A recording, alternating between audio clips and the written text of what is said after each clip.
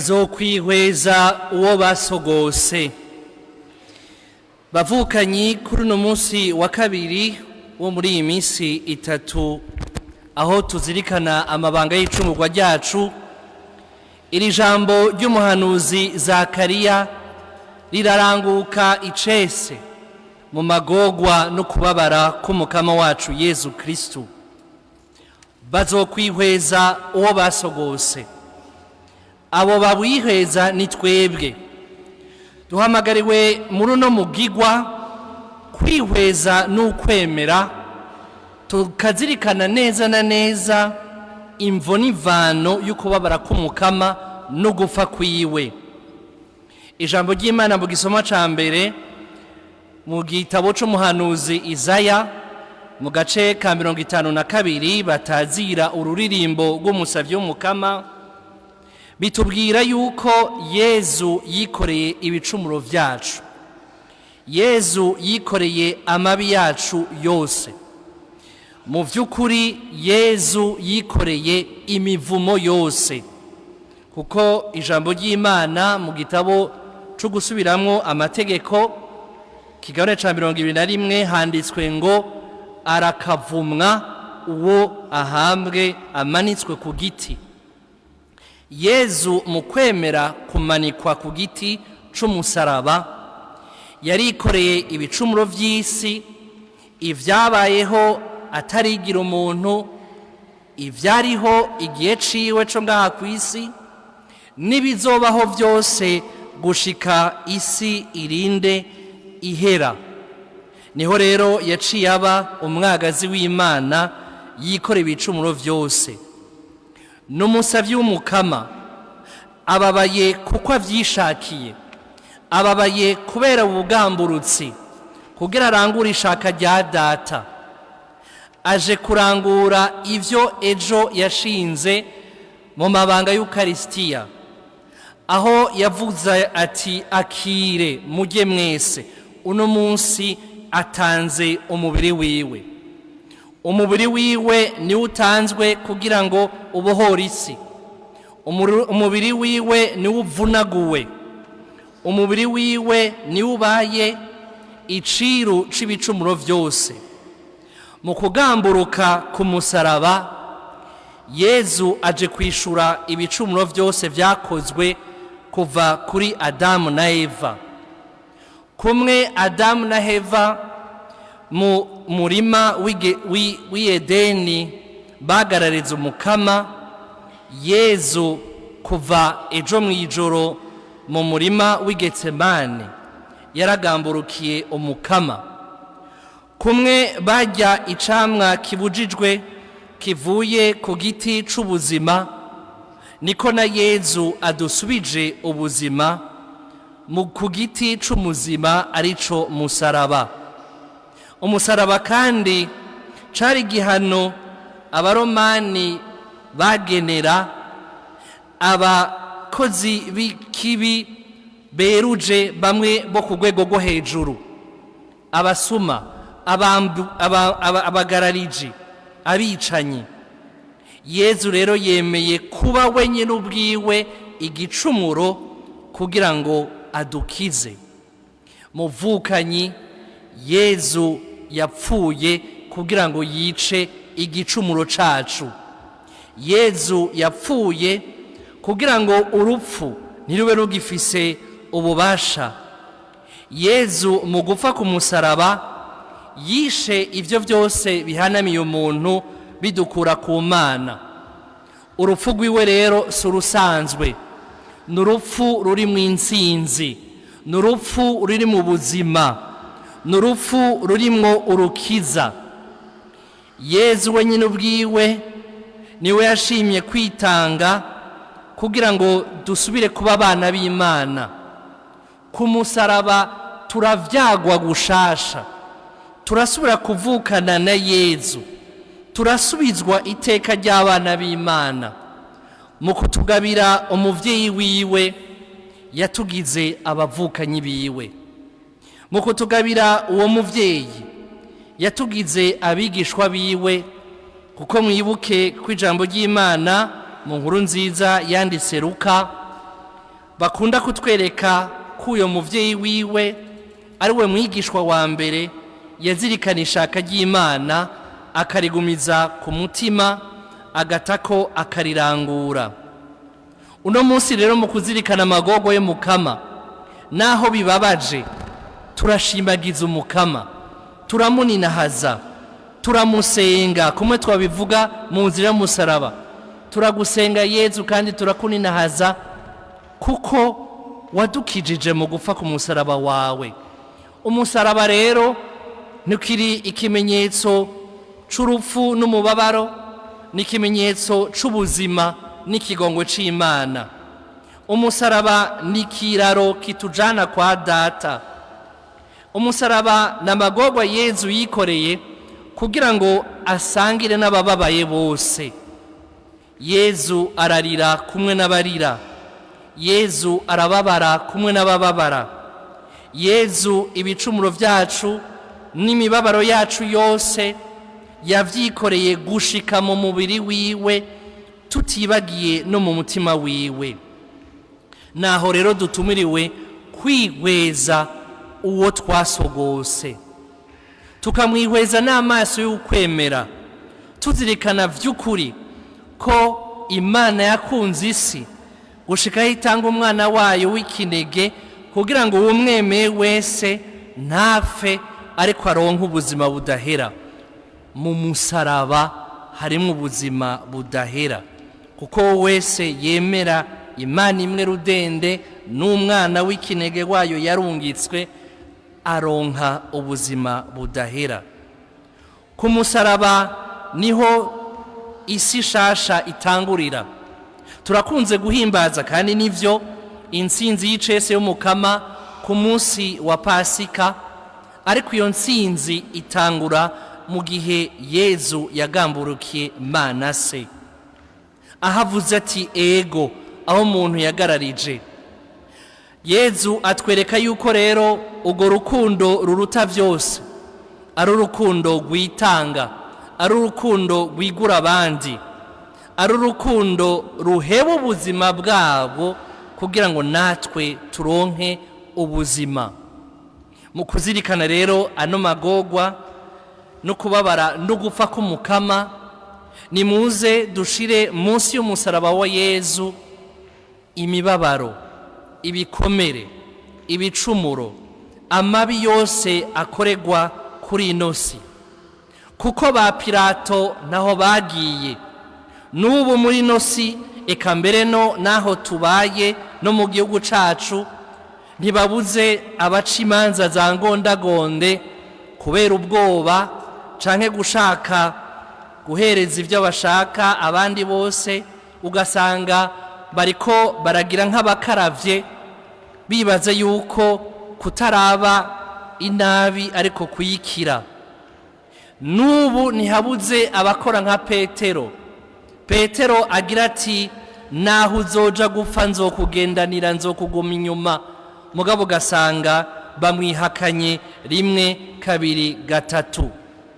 N'ubu ntihabuze muri twebwe canke mu ino si abavuga bati nabambwe, ababona intungane atakibi baronka bayagiriza, ariko bagashaka ko intungane ipfa. Ariko rero kubw'inema y'Imana mu gihugu c'Imana ntihabuze ba Simoni w'Isireni bafasha abafise amagorwa kwikorera umusaraba. Mu gihugu c'Imana ntihabuze ba Veronika bahanagura abo bose baruhijwe.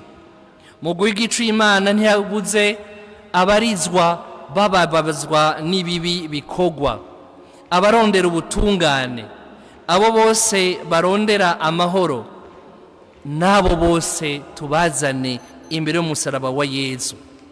Yezu niwe yagize ati ninapfa umwana w'umuntu niyamara kumanikwa azokwiyegereza bose. Ikimenyetso c'umusaraba rero ni ikimenyetso c'ubumwe. Muvukanye, niwaba ufise akajirya na mugenzawe, niwaba udashaka kurekurira uwakubabaje, niwaba wumva ugifise akazigo muri wewe, bihava bikugora kuza kunamira umusaraba no kuwusenga, kuko ku musaraba niho Yezu yasubije hamwe Imana n'abantu. Niwaza rero kwegera umusaraba usabe inema y'uguhinduka vy'ukuri, atari umugigwa wo kugira kubera gusa wumva ngo uwugize. Wakira ububasha bw'umusaraba, umusaraba ugukize, umusaraba ugutyorore, umusaraba wugurura umutima wawe, uheze ugire nka Yezu uti dawe mu mino yawe niho nshize umushaha wanje. Frères et sœurs, aujourd'hui nous célébrons le mystère de la passion de Jésus-Christ, la souffrance et la mort du Christ. Et aujourd'hui, devant la croix du Christ, s'accomplit sous nos yeux cette parole du prophète Zacharie: ils lèveront les yeux vers celui qu'ils ont transpercé. Ce « il », c'est chacun d'entre nous. Et lever les yeux vers le Seigneur crucifié, c'est reconnaître d'abord qu'il a porté nos péchés, que par ses blessures nous sommes guéris. C'est reconnaître qu'il est le serviteur du Seigneur. C'est admettre dans la foi que ce qu'il a annoncé hier en instituant l'Eucharistie, il l'accomplit aujourd'hui en se livrant lui-même sur la croix. C'est son corps qui est donné, c'est son corps qui est brisé, c'est son corps qui est partagé. Oui, le Christ nous apprend l'obéissance, comme nous le rappelle la deuxième lecture. Par ses souffrances, lui qui était le Fils de Dieu, il a appris l'obéissance. Et ici, il y a un contraste entre Adam, qui a désobéi au jardin d'Éden, et Jésus, qui obéit d'ores et déjà au jardin de Gethsémani. Il y a un contraste entre l'homme qui veut se prendre pour Dieu en croquant le fruit de l'arbre de vie et celui qui, en admettant que sa vie soit croquée, nous donne la vie sur l'arbre de la croix. La croix qui jadis était un instrument de malédiction, comme il est écrit dans le livre du Deutéronome au chapitre 21, « Maudit soit celui qui est pendu au bois ». Eh bien, Jésus a fait de la malédiction de la croix une bénédiction, une grâce inouïe. La croix qui jadis était un instrument de torture, une peine réservée aux séditieux, aux pires criminels, est devenue pour nous le signe de l'espérance, de l'amour et de la miséricorde du Seigneur.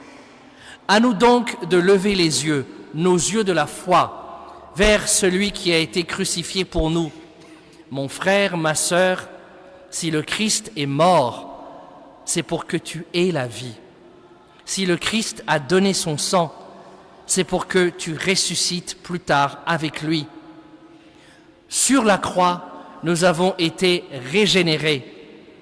Nous avons été à nouveau admis dans la famille de Dieu.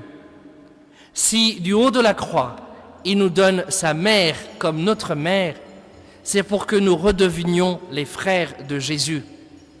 Si du haut de la croix, il accepte d'être bafoué, d'être rejeté, c'est qu'encore aujourd'hui, il veut s'unir à chaque souffrance sur la terre. Il veut s'unir à toute personne qui subit des tribulations.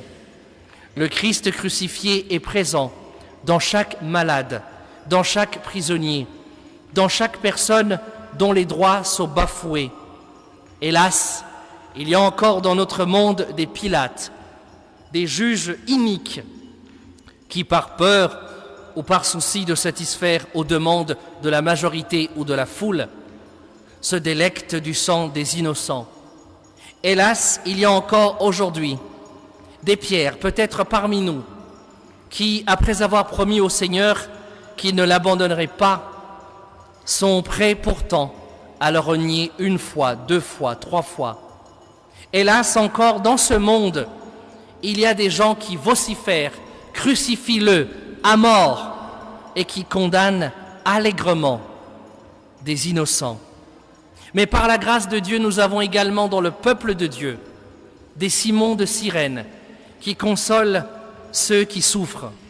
Nous avons encore dans le peuple de Dieu, et même en dehors, des Véroniques qui viennent essuyer sueur et larmes de tous ceux qui souffrent. Rendons grâce à Dieu, car la croix est l'annonce déjà de la victoire du Christ. Car si la victoire du Christ a été ratifiée par sa résurrection, elle a débuté par son obéissance, par son oui.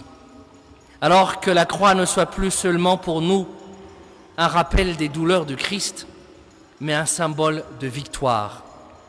Que la grâce du Seigneur nous aide à discerner cela quand nous nous approcherons de la croix. Mon frère, ma sœur, lorsque tu t'approcheras de la croix et que dans ton cœur il y a une haine, une jalousie, une sorte de rancune, pose-toi la question si ce que tu fais est digne. Si tu n'es pas prêt à te réconcilier avec celui qui t'a trahi, qui t'a abandonné, celui qui te fait du mal, celui qui te cause du tort, peut-être ne devrais-tu pas t'approcher de cette croix-là, car la croix est le signe de la réconciliation entre Dieu et les hommes. Si Jésus est mort sur la croix, c'est pour tuer dans sa mort toute espèce de péché et toute espèce d'inimitié entre les hommes. Alors approchons-nous de la croix, après avoir déposé au pied de la croix nos souffrances, nos blessures, nos meurtrissures, nos peines. Déposons au pied de la croix toutes ces âmes de bonne volonté, mais également ceux et celles qui ne connaissent pas le Seigneur, qui ne le reconnaissent pas, qui le rejettent. C'est le sens de ce que nous allons faire dans la deuxième partie de cette célébration. Tout à l'heure, dans un instant, après avoir passé quelques instants en silence pour que chacun s'approprie ce que nous venons de vivre, nous allons soumettre à Dieu la plus grande prière universelle, car du haut de la croix, le Seigneur a accompli sa parole quand le Fils de l'homme sera élevé de terre. Il rassemblera auprès de lui tout homme. Amen.